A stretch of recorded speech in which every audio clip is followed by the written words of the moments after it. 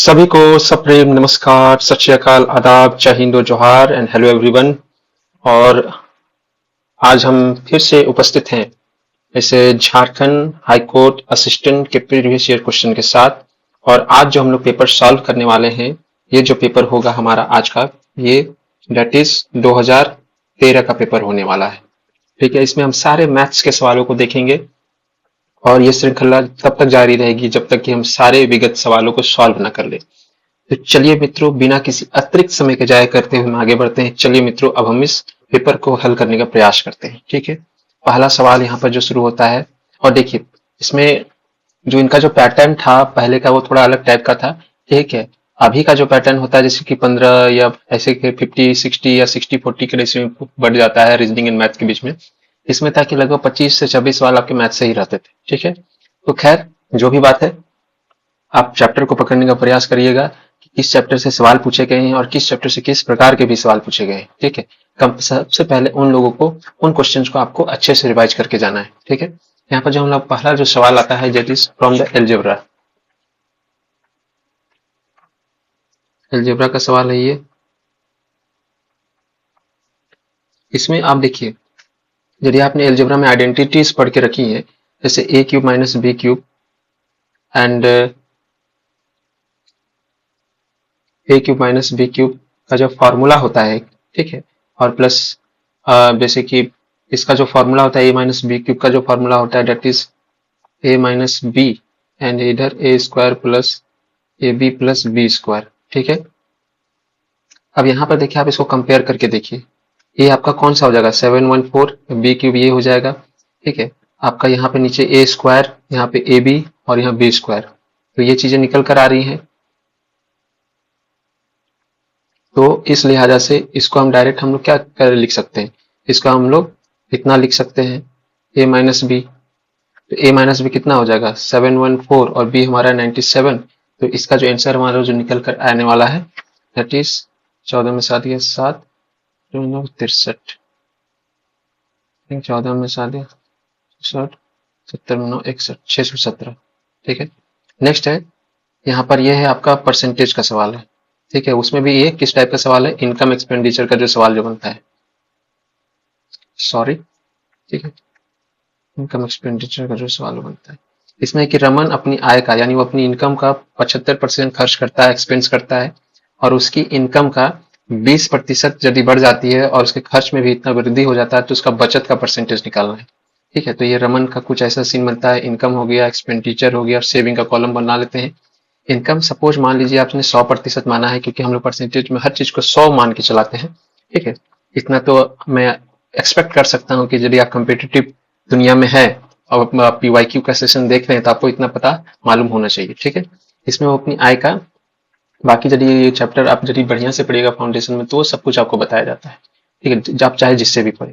ठीक है, 75% का आपको क्या होता है, इसमें एक्सपेंस करता है, तो जाहिर सी बात है 75 वो खर्चा कर रहा है तो 25 सेविंग रहेगा।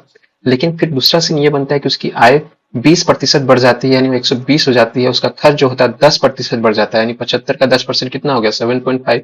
तो 75 में 7.5 जोड़िएगा तो आ जाएगा 82.5। अब यानी अब हमारा जो इनकम है वो 120 हो गया है, खर्चा हमने किया है 82.5, 82.5, तो हमारा जो सेविंग जो हो जाएगा वो निकल कर आएगा यहाँ पर 37.5।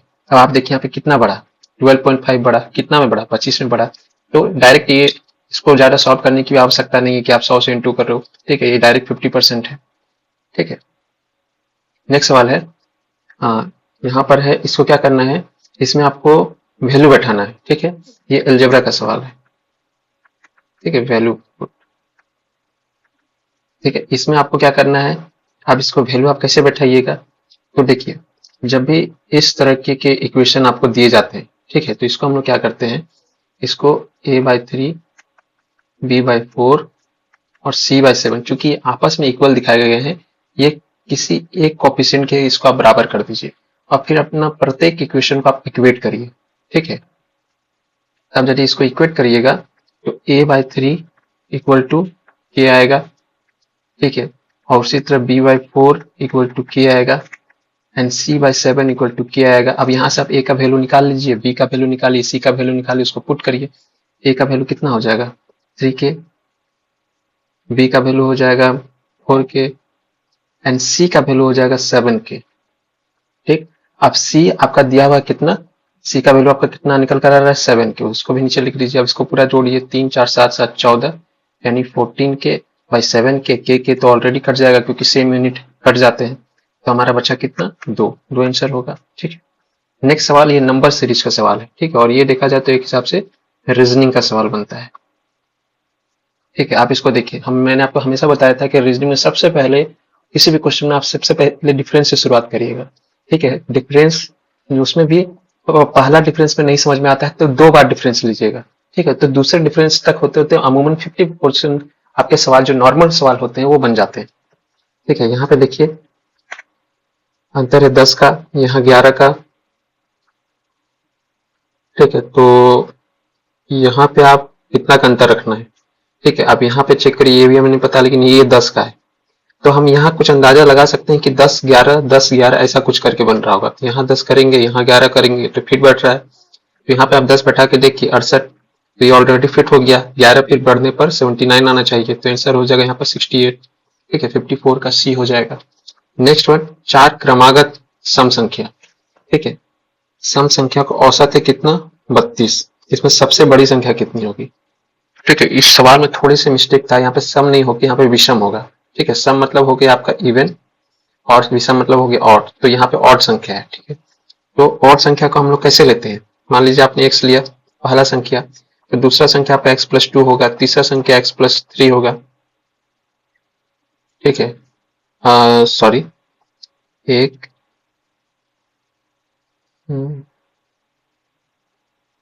नहीं, यहाँ पे आपने 2 लिया, यहाँ पे आपको 4 लेना होगा। ठीक है, और x+6। ठीक है, अब इसको यदि मैं पूरा कंसेप्ट बताने चाहूँ तो थोड़ा लंबा हो जाएगा, लेकिन आप समझ लीजिए कि चाहे ऑड नंबर हो या इवन नंबर हो, आप यदि नेक्स्ट ऑड में जाइएगा, ठीक है 3, या नेक्स्ट इवन में जाइएगा 4, तो अंतर कितने का आपको मिलेगा, 2 का अंतर मिलने वाला है। तो वही चीज हमने यहाँ पे लगाया। आप यहाँ पे मान लीजिए आप एक बैठा कर देखिए, एक यहाँ पे होगा, यहाँ पे आपका 3 आ जाएगा, यहाँ पे आपका 2 4 5 आ जाएगा, यहाँ आपका 7 आ जाएगा। तो इसी कंसेप्ट पर हम लोग इस तरह के इक्वेशन को चुनते हैं। ठीक है, और एवरेज का फॉर्मूला क्या होता है, सम ऑफ ऑब्जर्वेशन, ठीक है, बाई नंबर ऑफ ऑब्जर्वेशन। ठीक है, इक्वल टू आपका एवरेज। तो सम ऑफ एवरेज ऑब्जर्वेशन तो हमने इतना लिख लिया है, नंबर ऑफ ऑब्जर्वेशन कितना है, 4 क्रमागत है। मतलब यहाँ पे आसानी इसलिए हो जाती है क्योंकि सीक्वेंस में बोला है कि सारे नंबर सीक्वेंस में है, यानी बढ़ते क्रम में है या घटते क्रम में है, लेकिन जो भी हो सीक्वेंस में है। ठीक है, तो बढ़ते हुए पर लेने में थोड़ा आसानी से बन जाती है सवाल। ठीक है, तो यहाँ पे आपका हो जाएगा 4, इधर हो जाएगा 32। अब इसको आप सॉल्व कर लीजिएगा, तो 2 3 4 4x 6 2 4 6 6 12 32 64 128, यहाँ पे आ जाएगा 1 2 3 4,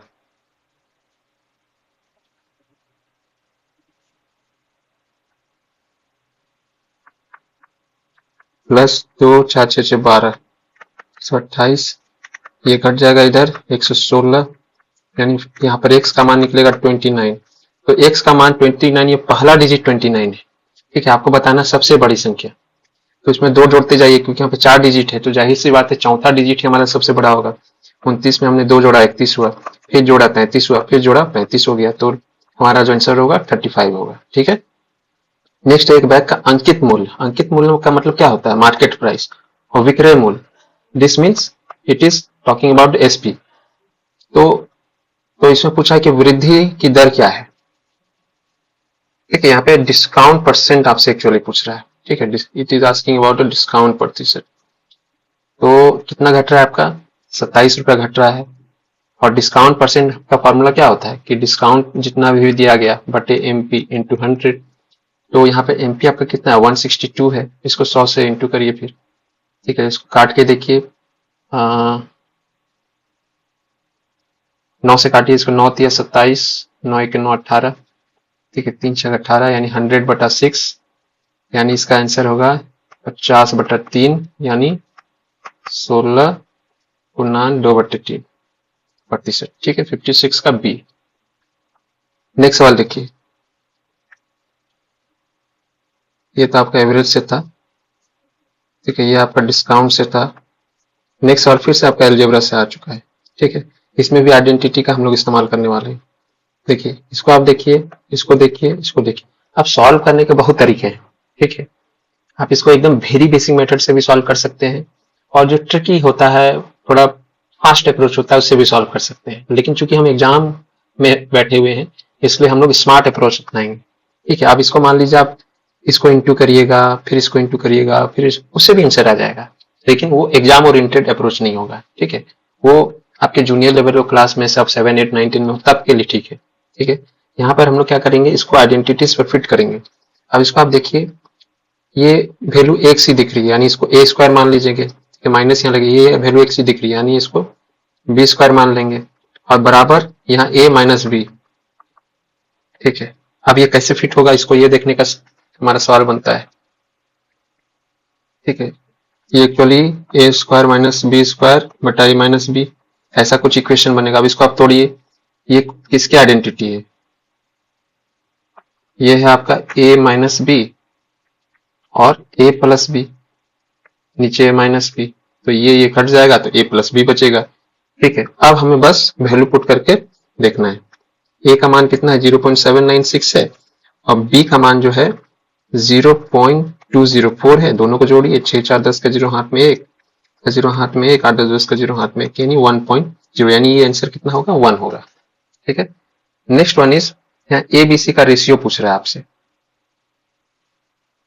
ठीक है। एबीसी का रेशियो कितना होगा, तो इसमें हमने आपको बताया था, जब भी इस तरह के इक्वेशन को इक्वल इक्वेशन के जरिए दिखाया जाए कि ट्रिपल, ठीक है, तो इस दौरान क्या करते हैं हम लोग, इसको हम लोग कॉफिशिएंट से इक्वेट करते हैं, ठीक है। तो इसको भी हम लोग कॉफिशिएंट से ही इक्वेट करेंगे। 1/3a equal to 1/4b equal to 1/5c equal to k करेंगे। अब यहाँ से वैल्यू हर एक को इक्वेट करके अपना वैल्यू निकाल लेंगे। तो a का वैल्यू यहाँ से 3k निकलेगा, b का वैल्यू 4k निकलेगा, और c का वैल्यू 5k निकलने वाला है, ठीक है। अब तो यहां से हमारा रेशियो क्या निकल कर आ जाएगा, 3, 4, 5, आंसर होगा डी। नेक्स्ट वन इज, ये आपका रेशियो एंड प्रोपोर्शन का था, ठीक है। ये हमारा नेक्स्ट सवाल भी हमारा रेशियो एंड प्रोपोर्शन से ही बिलोंग करता है, सॉरी, ये हमारा टाइम एंड वर्क से बिलोंग करता है। इसमें पूछ रहा है ए और बी काम करने की दर, काम करने की दर का मतलब क्या हो गया, एफिशिएंसी, ठीक है। वो कितना है, ए और बी का 5:6 में। पूछा है कि तो उन्हें कार्य को समाप्त करने का दर कितना होगा, यानी उनका समय कितना होगा, वो टाइम कितना होगा। तो हम जैसा कि जानते हैं कि टाइम जो होता है या एफिशिएंसी जो होता है, ये दोनों आपस में इन्वर्सली प्रोपोर्शनल होते हैं, ठीक है। यानी एफिशिएंसी बढ़ेगा तो टाइम घटेगा, टाइम बढ़ेगा तो एफिशिएंसी घटेगा, ठीक है। तो इसको डायरेक्ट हम लोग क्या कर देंगे, ऐसे कर देंगे, तो टाइम का हमारा जो रेशियो निकल जाएगा 6:6:5, आंसर होगा हमारा सी, ठीक है। नेक्स्ट वन इज, ये आपका सिंप्लीफिकेशन का है, ठीक है। इसको आप लोग सॉल्व कर लीजिएगा, इसको रेशनलाइज करना है, ठीक है। इसको जो हम लोग रेशनलाइज करके बनाना है, यूज रेशनलाइजेशन। इसको मैं इक्वेशन आपके सामने बस एक स्टेप बता देता हूँ, बिना रेशनलाइजेशन का भी बन जाएगा आपका, ठीक है। ये वाला a माइनस बी और a प्लस बी पर ये बैठ रहा है, तो इसको हम लोग डायरेक्ट लिख सकते हैं ना, ए स्क्वायर माइनस बी स्क्वायर, ए हो जाएगा ए स्क्वायर 5 और यहाँ पे बी स्क्वायर 3, ठीक। अब यहाँ पे चूंकि हमें एलसीएम लेना था, ठीक है, हमने तो यहाँ कर लिया, लेकिन आपको यदि दिक्कत हो रही है एग्जाम में, तो एग्जाम में आप शुरू में ऐसे ही लिखिए, ठीक है, कि 5+3, ठीक है, 5-3, तो यहाँ पे ये वाला इसके साथ इंटू हो जाएगा, तो 5+3 को स्क्वायर प्लस, यहाँ पर आप देख रहे हैं प्लस है, यहाँ प्लस हो गया, यहाँ माइनस।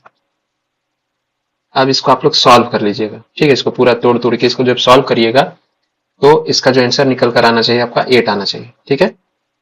नेक्स्ट वन इज, ये जो सवाल है आपका मेंसुरेशन का सवाल बनता है। इसे बोल रहा है एक वर्ग, वर्ग मतलब क्या हो गया, स्क्वायर, ठीक है। स्क्वायर का बोल रहा है प्रत्येक भुजा 5 सेंटीमीटर की वृद्धि करने पर इसके क्षेत्रफल में 165 सेंटीमीटर की वृद्धि हो जाती है, तो वर्ग की भुजा कितनी है? ठीक है, अब मान लीजिए, तो इसको हम लोग के इक्वेशन पे सेट करेंगे। ठीक है, कि सपोज एरिया एक्स स्क्वायर मान लीजिए। ठीक है, या पहले बोल रहा है कि प्रत्येक भुजा, ये सबको हम एक्स एक्स मान लेते हैं। अब इसमें बोल रहा है कि +5 सेंटीमीटर वृद्धि हो रही है, यानी एक्स प्लस 5 सेंटीमीटर।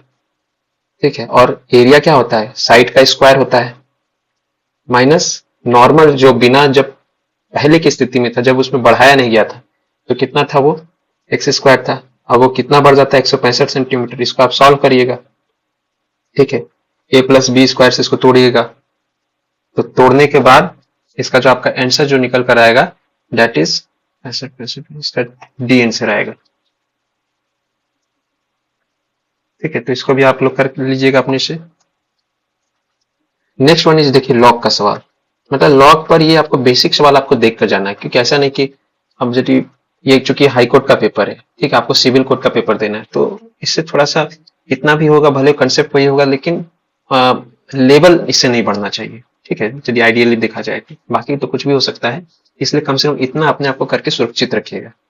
तो हमने पिछले पेपर को जब सॉल्व करा था, तो हमने बताया था कि लॉग को हम लोग कैसे सॉल्व करते हैं। यहाँ पे जो आपका, यहाँ पे जो आपको 5 दिख रहा है, ठीक है, इसको हम लोग कैसे बैठाएंगे?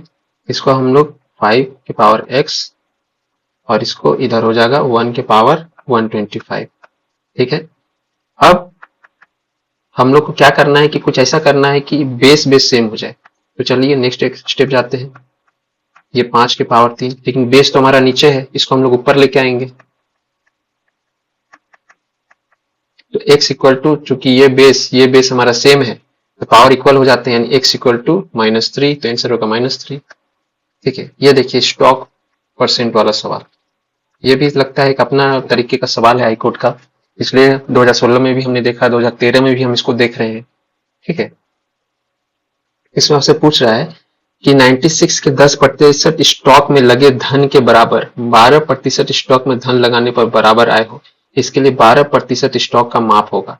ठीक है, तो यहाँ पे बोल रहा है कि 96 रुपया हमें 10% लगाने पर मिल रहा है। ठीक है, तो 1% पे जितना मिलेगा उसको हम लोग 12% से इंटू कर देंगे। तो इसको जब आप काटिएगा तो इट विल बी 9.6, इसको 12 से इंटू कर दीजिए, 72, 12 9 108, 1 115.2, यानी 63 का ए हो जाएगा। नेक्स्ट वन देखिए, नंबर सीरीज। ये दोनों ही आपके सवाल नंबर सीरीज पे बनते हैं। ठीक है, इसको आप लोग अपने से सॉल्व करिएगा। देखिए यहाँ पे आप फिर से ये ट्रिक अपनाइएगा, डिफरेंस। यहाँ पे 16 बढ़ रहा है, यहाँ आपका 32 बढ़ रहा है, यहाँ पर 64 बढ़ रहा है, यहाँ आपका 128 बढ़ रहा है, तो नेक्स्ट कितना बढ़ेगा? ठीक है, इसका जो आंसर आना चाहिए आपके पास निकल कर, दैट विल बी 511। नेक्स्ट सवाल बनता है, ठीक है, एक तो ये हमारा मेथड होता है डिफरेंस वाला। ठीक है, या तो आप एक बार डिफरेंस लीजिए, या नहीं उसमें निकल रहा है तो 2 बार डिफरेंस लीजिए। दूसरा तरीका होता है, मतलब दूसरा तरीका नहीं, दूसरे सवाल के जो अमूमन जो देखे गए हैं हाईकोर्ट वाले एग्जाम में, कि वो अल्टरनेट पैटर्न पे फॉलो करते हैं। मान लीजिए 5, 10, 13, 26, 29, 58, यहाँ पे हो सकता है आपको चीजें उतनी अच्छी से नहीं समझ में आए या थोड़ा सा जटिल हो, तो इसको अल्टरनेट में हम ले लेते हैं। 5 के बाद अल्टरनेट 13 है, यानी 8 का अंतर है। 13 के बाद अल्टरनेट 29 है, 16 का अंतर है। 29 के बाद अल्टरनेट 61 है, 32 का अंतर है। यानी जो भी अंतर है, डिफरेंसेस है, वो इंटू 2 मल्टीप्लाई हो रहा है। ठीक है, यहाँ पे देखिए, इसको देखिए 10, इसको मैं कलर चेंज कर लेता हूँ। 10 से 16 आपका 16 का अंतर है, 16 से 58 32 का अंतर है। तो 58 से नेक्स्ट कितना का अंतर होगा? 64 का अंतर होगा, यानी 58 4 62 4 122।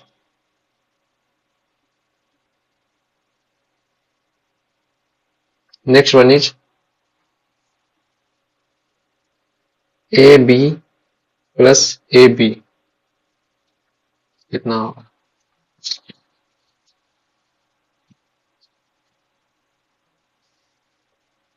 ये जो सवाल है ये आपका भी आइडेंटिटी बेस्ड है। ठीक है, एलजेब्रा में आइडेंटिटीज। बेस्ड है। ए बी, सॉरी ये अलजेब्रा है, ये आपका सिंप्लीफिकेशन बेस्ड है। ठीक है, इसमें ये सीधा सा ओपन इंसर्ट ये केस टाइप का है। ठीक है, ये इसको कॉमन निकाल लीजिए, 128 46 और यहाँ पे 593 प्लस 407, इसको जोड़िए कितना होगा, 593 7 600 1000 इंटू 128 46, तो इसका आंसर हो जाएगा 128 46 कितना, इसका 3 जीरो यहाँ पर है, 66 का ए होगा। ठीक है, नेक्स्ट वन इज, ये आपका देखिए परसेंटेज पर सवाल है, इंक्रीज डिक्रीज वाला। ठीक है, राम की ऊंचाई श्याम से, राम और श्याम, राम की ऊंचाई श्याम से 20% कम हो। ठीक है, राम की ऊंचाई श्याम से 20% कम यानी 100, तो ये 80 है। तो श्याम की ऊंचाई राम से कितने प्रतिशत अधिक है, तो श्याम कितनी है, अधिक है 20, 80 पर कंपेयर करेंगे तो 20 अधिक है। ठीक है, 20/80 यानी 1/4, ये हो जाए आपका 25%। नेक्स्ट वन इज, इसको हल करना है, ये आपका अच्छा सिंप्लीफाई का क्वेश्चन है। ठीक है, उम्मीद करता हूँ इसको आप लोग सॉल्व करिएगा। ठीक है, इसमें मैं आपको बता देता हूं बस, यूज बोर्ड मास। सिंप्लीफिकेशन में हम लोग बोर्ड मास रूल को फॉलो करते हैं। ठीक है, और ये बोर्ड मास रूल क्या होता है, B stands for bracket,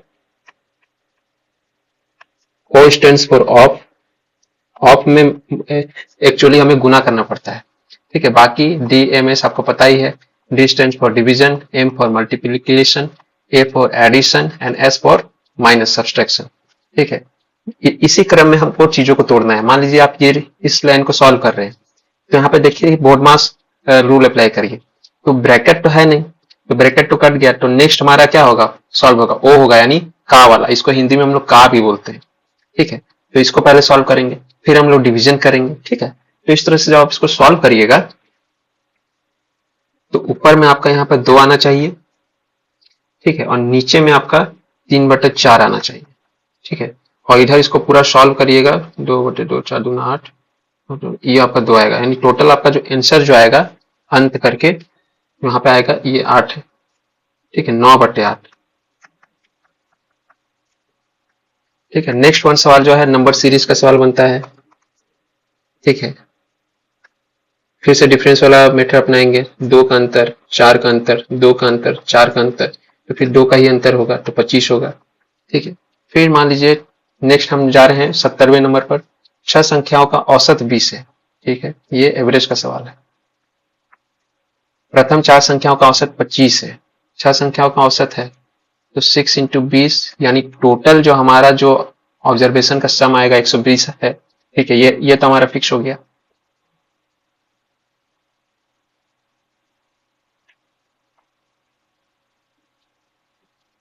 sorry, 120, 6 into 20 120। ठीक है, अब इसमें क्या है कि प्रथम 4 संख्याओं का औसत 25 है, प्रथम 4 यानी फर्स्ट 4, तो हो जाएगा 4 इंटू 20 80, और अंतिम 3 संख्याओं का औसत 20 है, लास्ट 3, यानी ये इसका टोटल सम हो जाएगा 3 इंटू 20 इंटू 60। अब इसको जब हम लोग सॉल्व कर रहे हैं तो 140 आएगा। अब इसमें 140 में आप 120 घटा दीजिए, तो that will be your, sorry 20 चौक 120 ना, 400 में 25 चौके 100, यहाँ पे आपका 100 आएगा ना, 25 है आपका 100, 160, 160 में 120 घटाइए, आपका ए निकल कर आएगा 40। ठीक है, नेक्स्ट वन इज,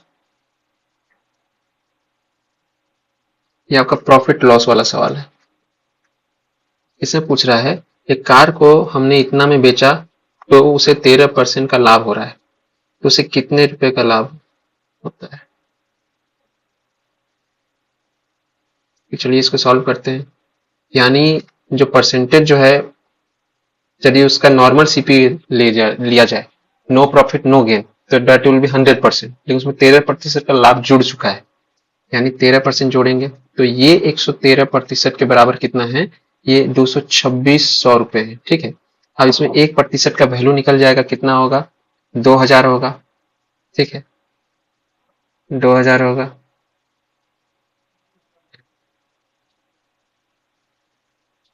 दो हजार होगा। अब यहां से हम लोग पूरा सीपी निकाल लेंगे। सीपी विल बी, इसको 100 से मल्टीप्लाई करेंगे तो ये आ जाएगा 2,00,000। 2000 अब क्या गए थे, ठीक है, इसमें एक जीरो कम हो गया, ठीक है। अब इसमें ये हमारा एसपी दिया हुआ है, सीपी निकल गया। लाभ कितने का दिख रहा है, 2600 का, ठीक है। नेक्स्ट सवाल जो 72 नंबर है, ये भी आपका रेशियो इन प्रोपोर्शन पर है, ठीक है।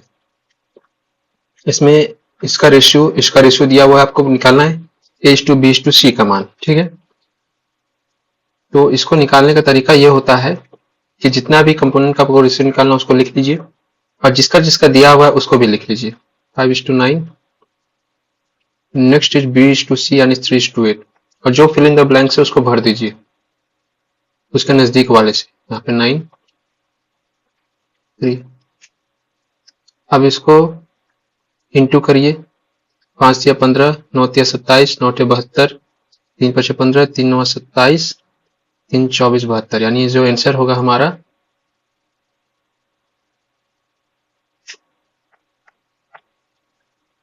5:9:24 होगा। 71 का बी।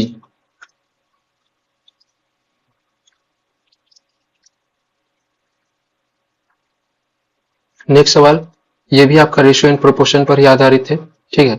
इसको भी आप क्या करिएगा, इसको आप लोग वही इक्वेट करके इसको मैं एक स्टेप सॉल्व कर देता हूं।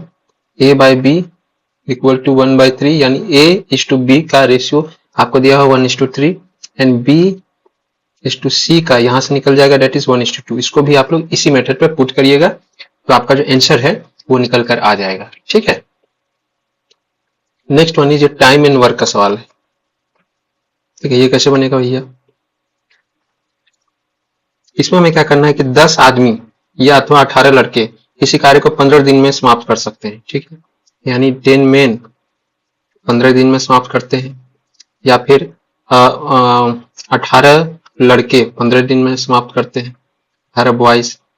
ये दोनों बराबर होंगे, क्यों बराबर होंगे, ठीक है। Main into number of days, ये होता है टोटल अमाउंट ऑफ वर्क, ठीक है। तो टोटल अमाउंट ऑफ वर्क तो यहाँ पे सेम है, अंतर बस 3 का आ रहा है। क्यों आ रहा है, वो एफिशिएंसी के कारण आ रहा है, और वही चीज हमें यहाँ पे निकालनी पड़ती है। तो हम लोग एफिशिएंसी निकालने के लिए इस 15-15 को तो ऐसे भी काट सकते हैं, डायरेक्ट आप लिख सकते थे 10 मैन और इक्वल टू 18 बॉयज, ठीक है। लेकिन मैंने आपको थोड़ा सा समझाने के लिए ऐसा लिखा है।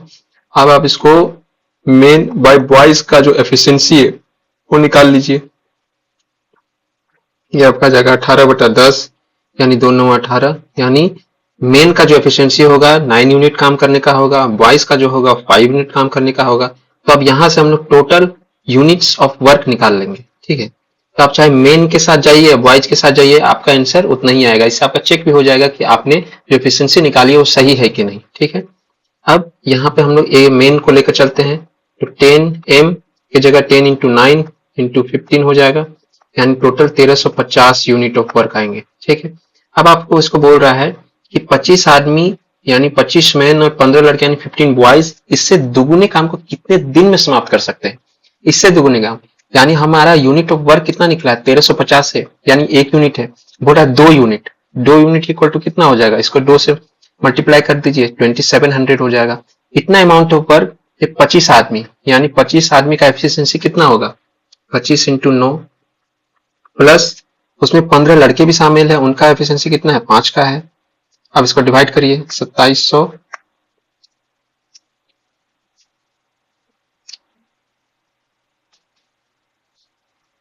25×9 = 225, 75, यानी 300, यानी हो जाएगा आपका 9 दिन, ठीक है, 74 का आंसर हो जाएगा बी। अब ये जो सवाल है, ये सवाल में थोड़ा सा मिसप्रिंटिंग देखने को मिलता है। ठीक है,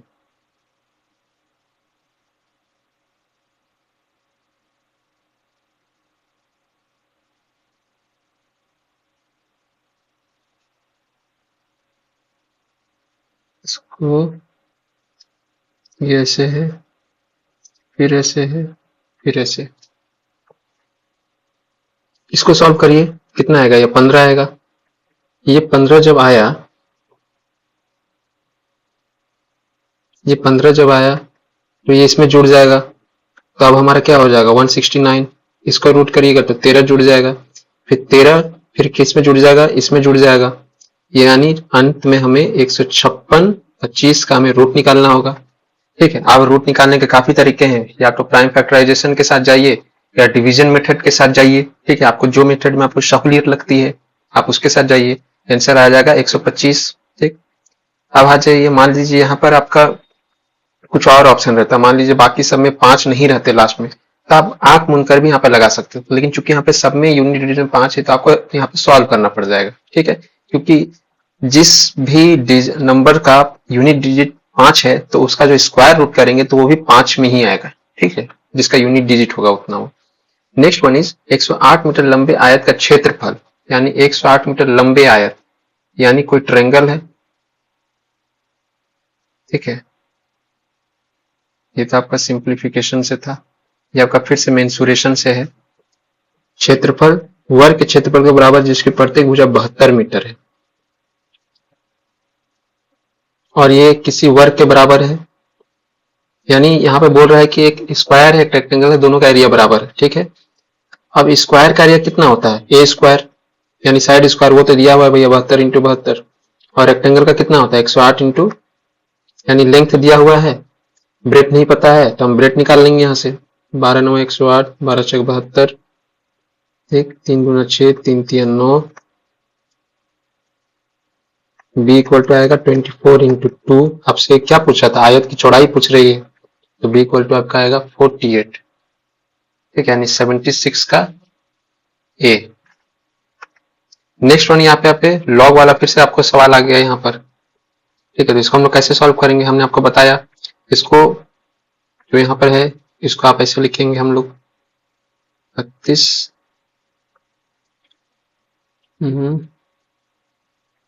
8/10। क्यों? क्योंकि 0.8 है, इसको तोड़िएगा तो 8/10 ही आएगा। अब इसको ऐसा क्या तोड़े कि नीचे वाला चीज खत्म हो जाए, क्योंकि नीचे वाला चीज जब तक रहेगा फ्रैक्शन में रहेगा, बना के रखेगा पावर को, तब हमें सॉल्व करने में दिक्कत होगी। तो 2 के पावर 5 लिख सकते हैं। ठीक है, 8 इंटू 10 हो जाएगा। ठीक है, 32 होगा। इसको जब हम लोग सॉल्व करते हैं तो 32 ही आएगा ना जी। तो 5 10 को काट देगा 2, और फिर इसको काट देगा ये 4, यानी 2 के पावर 4 आंसर हो जाएगा, यानी 16 आपका आंसर होगा, 77 का सी हो जाएगा। ठीक है, नेक्स्ट आपका स्टॉक वाला सवाल है।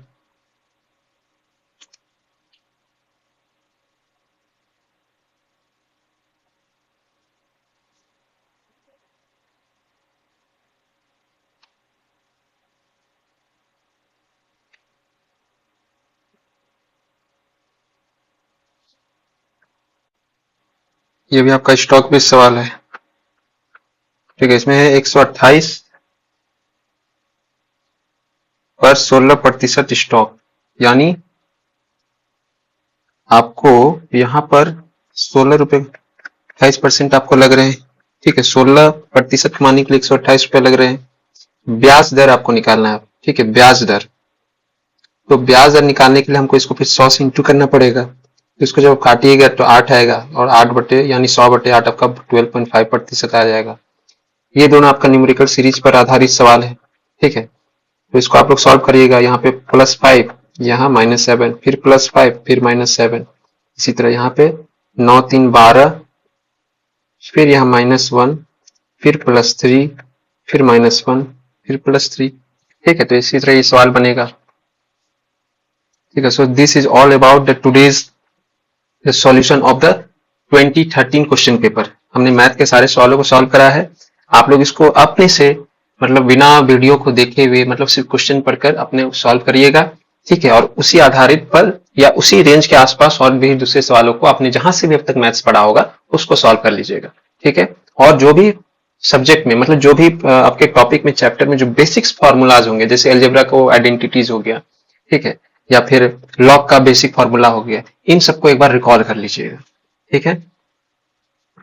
So right now I am signing off. तब तक आप सभी स्वस्थ, मस्त और सकारात्मक कार्य में व्यस्त रहें और एक ऐसे समाज का निर्माण करते रहें जिसमें आसपास के बच्चे, बुजुर्ग और महिलाएं सहज एवं सुरक्षित महसूस करें।